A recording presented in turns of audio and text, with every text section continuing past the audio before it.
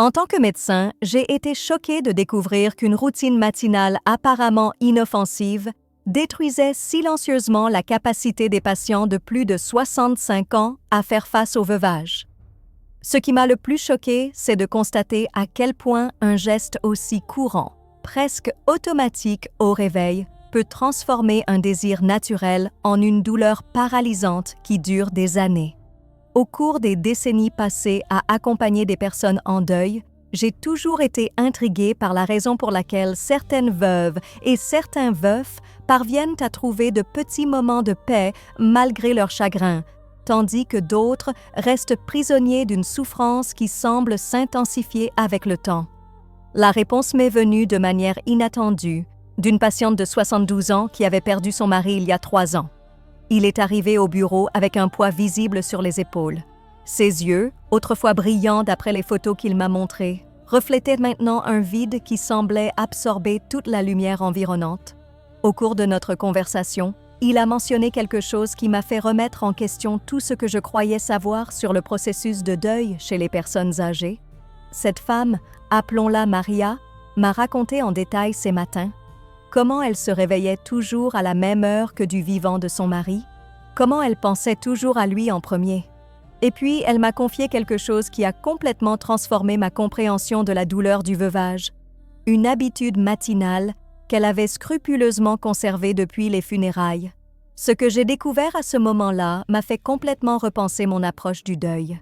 J'ai compris qu'il existe une différence fondamentale entre honorer la mémoire du défunt et rester prisonnier de rituels qui intensifient la souffrance. Les neurosciences du deuil révèlent que notre cerveau, surtout après 60 ans, peut se retrouver prisonnier de schémas qui perpétuent la douleur au lieu de permettre une guérison progressive.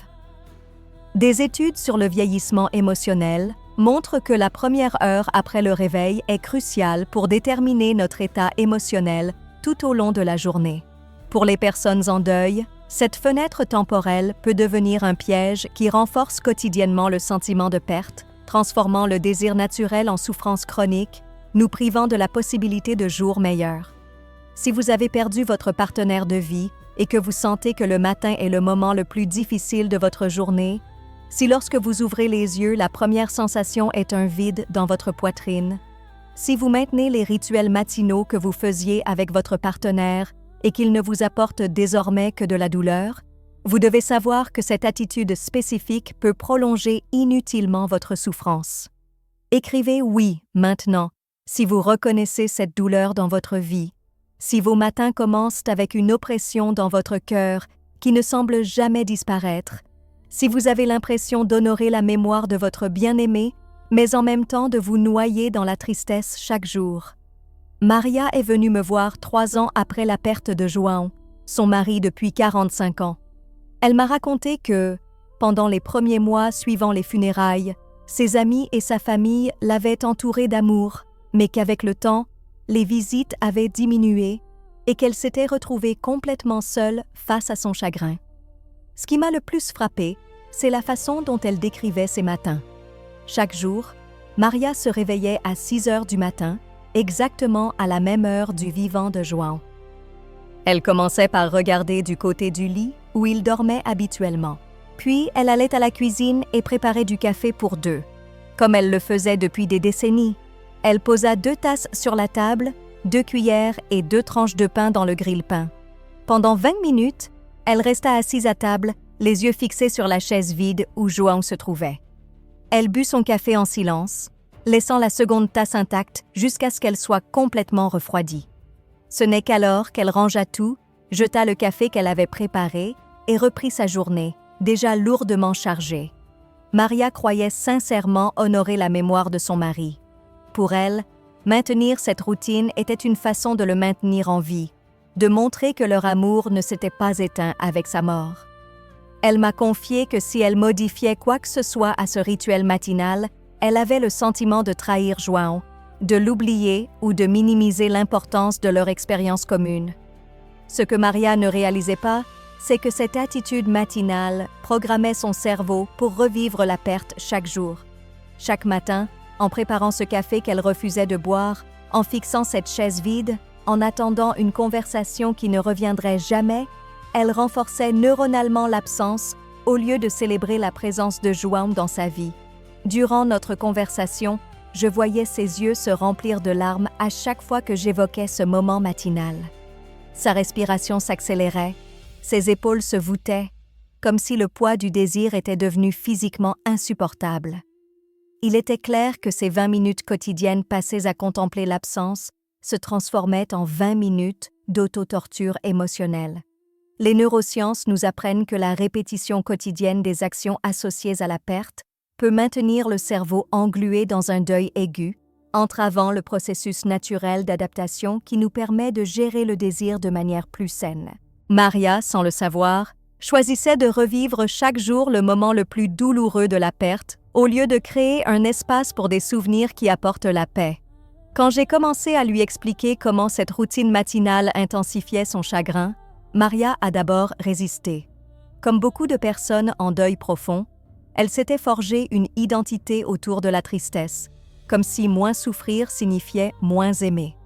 Je devais l'aider à comprendre que changer sa façon de commencer ses journées ne diminuerait pas son amour pour João, mais permettrait à cet amour de se manifester de manière plus nourrissante pour son âme. La première étape que j'ai proposée à Maria a complètement transformé son expérience matinale. Au lieu de se réveiller et de fixer immédiatement le côté vide du lit, je lui ai suggéré de créer un nouveau rituel matinal qui honore João de manière constructive.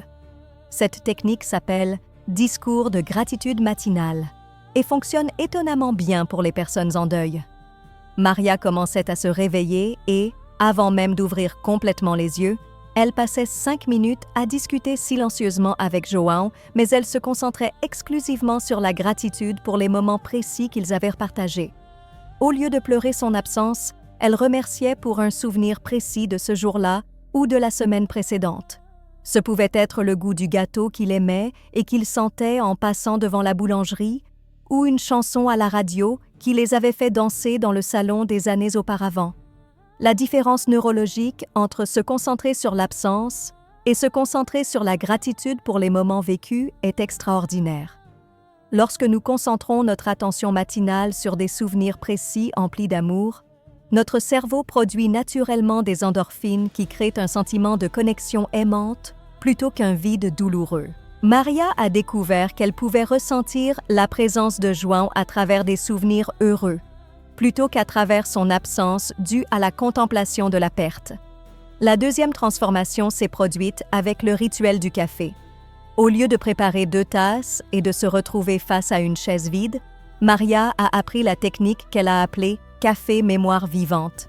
Elle continuait à se réveiller en même temps, mais ne préparait plus qu'une seule tasse, la sienne. Pendant que le café infusait, elle choisissait une histoire vécue avec João pour la revivre mentalement avec le plus de détails sensoriels possible. Cela aurait pu être le souvenir de leur premier café ensemble, ou de ce matin où il l'avait surprise avec un café au lit pour leur anniversaire, ou encore de leur dispute idiote pour savoir si le café était trop fort ou trop léger. L'important était qu'à ces moments-là, Maria ne pensait pas à ce qu'elle avait perdu, mais célébrait intérieurement ce qu'elle avait gagné à ses côtés pendant 45 ans. J'ai remarqué que lorsque Maria a commencé à pratiquer ces 2 techniques matinales, sa posture a visiblement changé.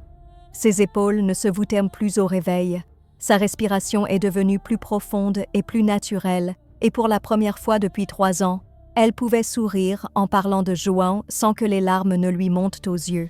L'essentiel était de comprendre qu'honorer la mémoire de ceux que nous aimons ne signifie pas perpétuer notre douleur.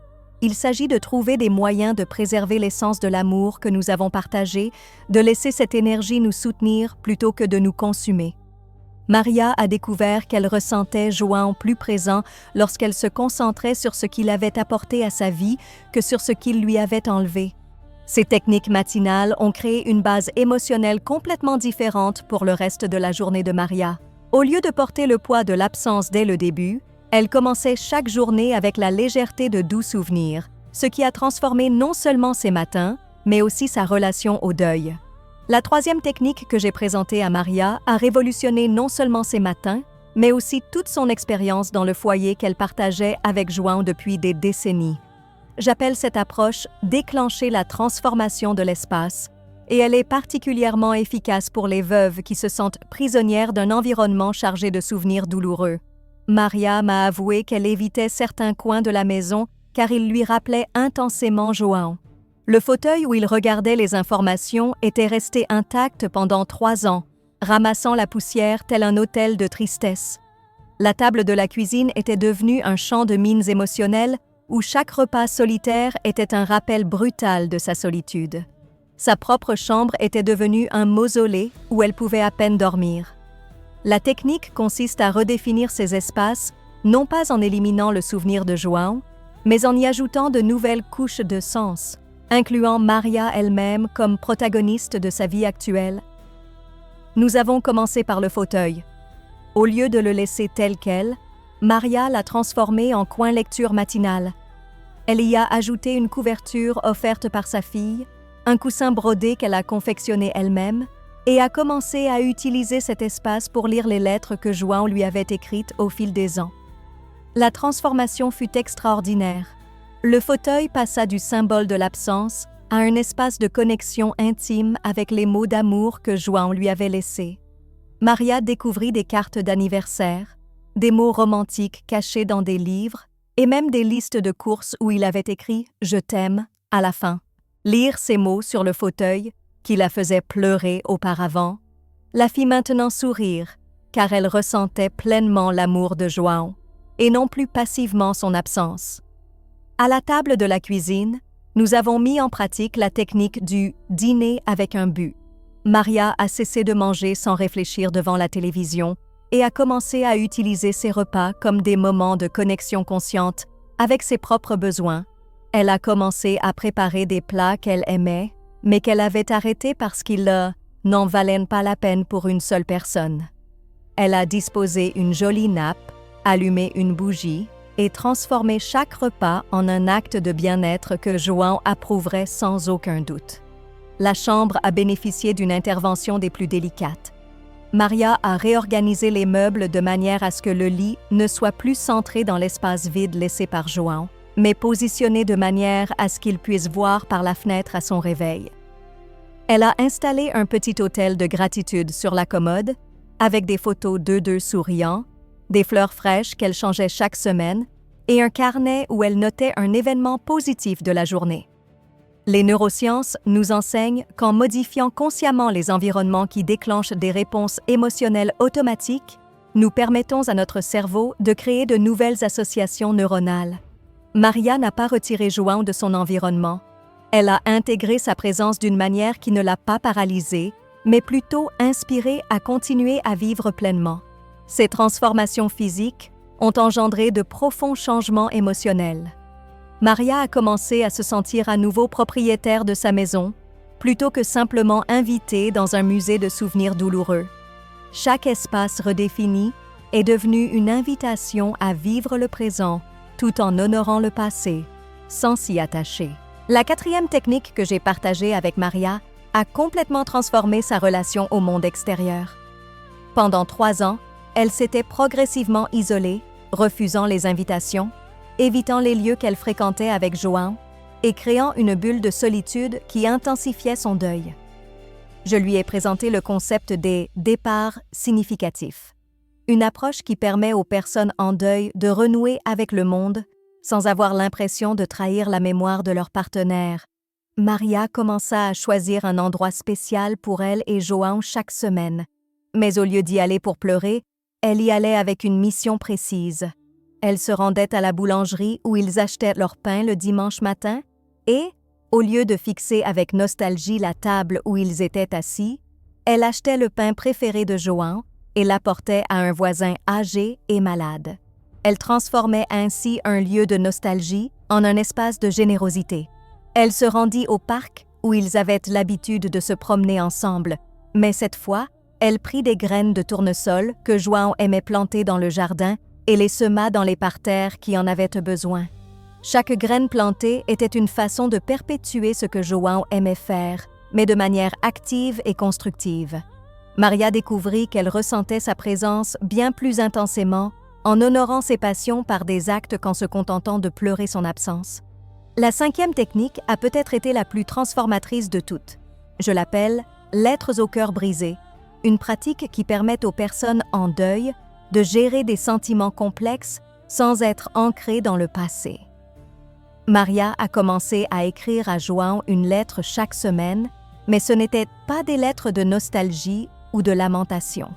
C'étaient des lettres de nouvelles dans lesquelles elle partageait des nouvelles de sa vie, ses petites réussites, les défis surmontés, comme pour tenir João informé de son processus de reconstruction. Ces lettres sont devenues un puissant outil de découverte personnelle.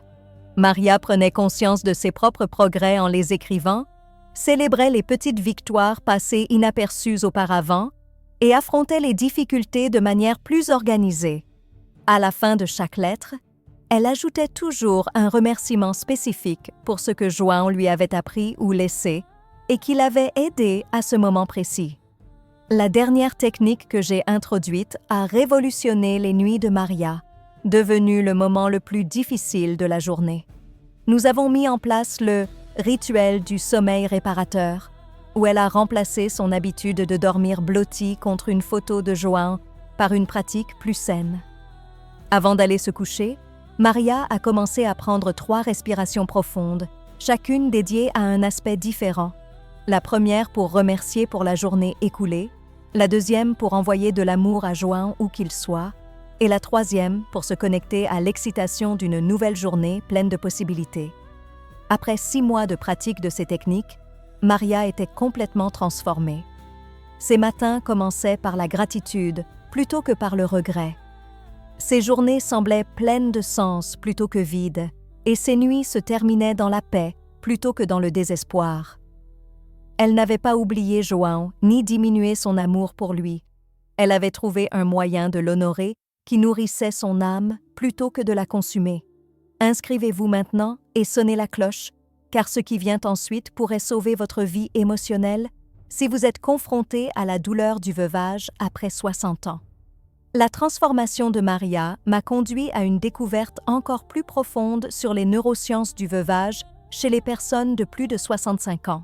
En observant des dizaines de patients en deuil au fil des ans, j'ai identifié un schéma surprenant qui explique pourquoi certaines personnes trouvent la paix dans le deuil, tandis que d'autres restent piégées dans la souffrance chronique. Le cerveau des personnes en deuil après 60 ans développe ce que j'appelle des circuits de désir cristallisés. En répétant quotidiennement des actions qui nous relient à l'absence d'un être cher, nous créons littéralement des connexions neuronales de plus en plus profondes et difficiles à modifier. C'est comme une goutte d'eau qui tombe toujours au même endroit sur une pierre, laissant une trace indélébile. Maria, sans s'en rendre compte, avait créé un réseau neuronal qui lui faisait revivre la perte chaque matin. Chaque fois qu'elle regardait la chaise vide, chaque fois qu'elle préparait le reste de café, chaque fois qu'elle soupirait en regardant le côté vide du lit, elle renforçait les connexions cérébrales associées à la douleur de la séparation. Son cerveau était devenu expert en souffrance. Ce qui me frappe le plus dans ces cas, c'est de découvrir que l'amour ne diminue pas lorsque l'on transforme notre relation au deuil. Il devient plus enrichissant. Maria a appris la différence entre aimer quelqu'un qui est décédé et se culpabiliser. Lorsqu'elle a commencé à honorer João par des gestes qui lui apportaient du bien plutôt que de la souffrance, elle a découvert qu'elle ressentait sa présence avec beaucoup plus d'intensité et de réconfort. Des recherches récentes sur la neuroplasticité chez les personnes âgées montrent que, même après 70 ans, il est possible de restructurer des schémas cérébraux établis il y a des années, à condition d'adopter de nouvelles pratiques de manière cohérente et intentionnelle. Maria l'a démontré de ses propres yeux. À 72 ans, elle a réussi à reprogrammer 3 années de conditionnement neuronal destructeur en quelques mois. L'essentiel est de comprendre qu'un deuil sain ne signifie pas oublier ou cesser d'aimer. Il s'agit de trouver des moyens de porter cet amour qui nous renforce plutôt que de nous affaiblir. Il s'agit de transformer le désir, une force qui nous paralyse, en une énergie qui nous pousse à vivre en honneur du défunt. Durant notre mentorat, j'ai vu Maria retrouver progressivement son identité, perdue après 45 ans de mariage et 3 années de deuil intense.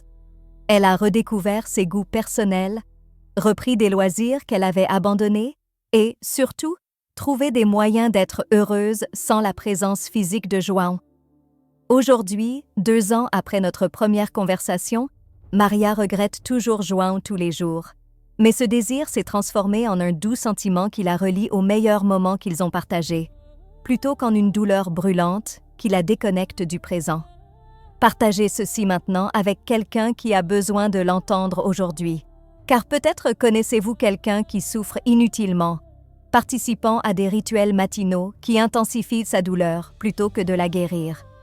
Pour les personnes comme Maria, confrontées au veuvage après 60 ans et conscientes que leurs matins sont devenus un rituel de souffrance, j'ai élaboré un protocole complet qui peut être mis en œuvre progressivement en respectant le temps émotionnel de chacun. Il est important de comprendre que transformer des schémas de deuil profondément ancrés exige patience et compassion envers soi-même. La première étape consiste à créer un plan d'urgence émotionnel pour les jours les plus difficiles.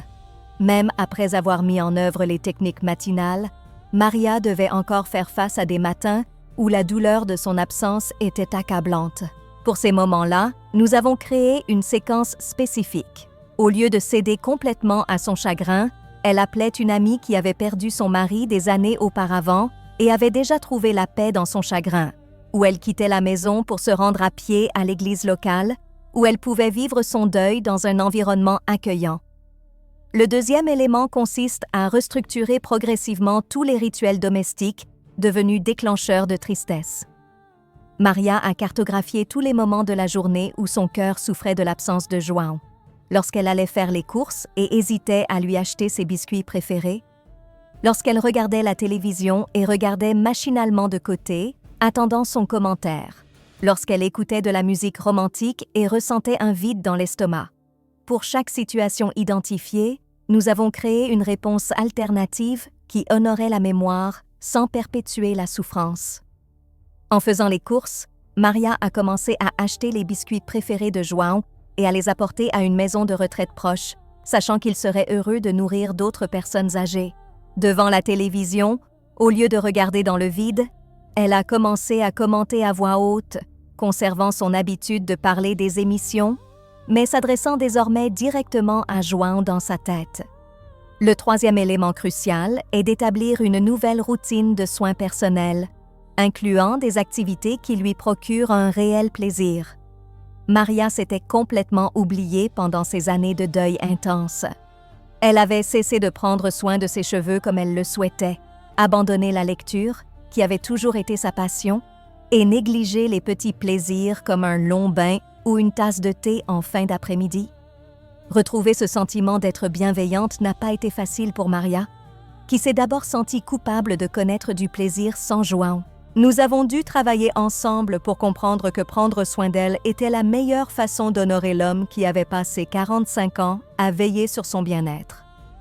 Peu à peu, elle a compris que João serait profondément attristé s'il apprenait qu'elle avait abandonné tout ce qui la rendait heureuse parce qu'il lui manquait. Commentez ci-dessous laquelle de ces routines matinales vous reconnaissez dans votre routine depuis la perte d'un être spécial, afin que je puisse apprendre comment je peux aider davantage de personnes qui sont confrontées à ce chagrin silencieux qui consume les premiers instants de chaque journée. Aujourd'hui, 4 ans après notre première conversation, Maria mène une vie que João approuverait sans aucun doute avec fierté. Elle n'a pas surmonté sa douleur, car le véritable amour ne se surmonte pas, il se transforme. Elle a appris à porter João dans son cœur d'une manière qui la renforce chaque jour, plutôt que de le porter comme un poids qui la retient. Ses matins commencent désormais avec gratitude pour avoir vécu un amour si profond qu'il résonne encore dans chaque recoin de sa vie. Elle se réveille avec la certitude d'avoir un but, que son histoire ne s'est pas terminée avec le départ de João, que d'importants chapitres restent à écrire. Le petit déjeuner est devenu un moment sacré de connexion avec elle-même et les possibilités que chaque jour offre. Ce qui me touche le plus dans le parcours de Maria, c'est de réaliser comment elle a transformé sa douleur en sagesse qui aide aujourd'hui les autres.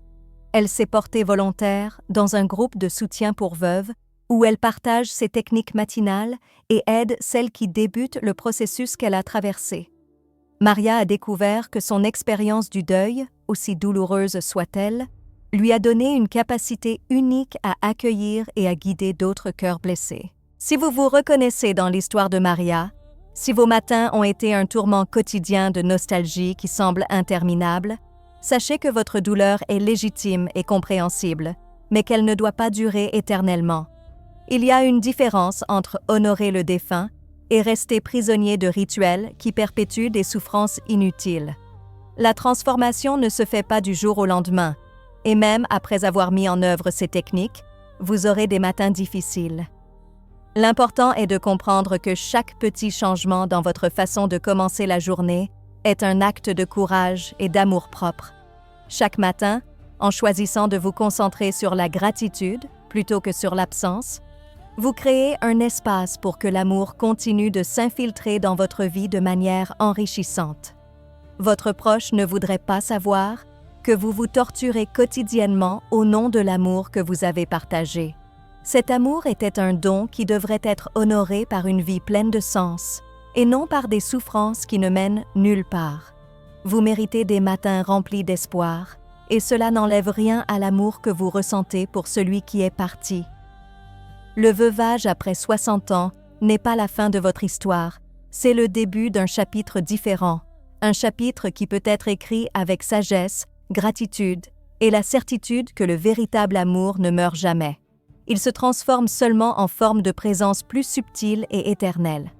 3 choses avant de partir.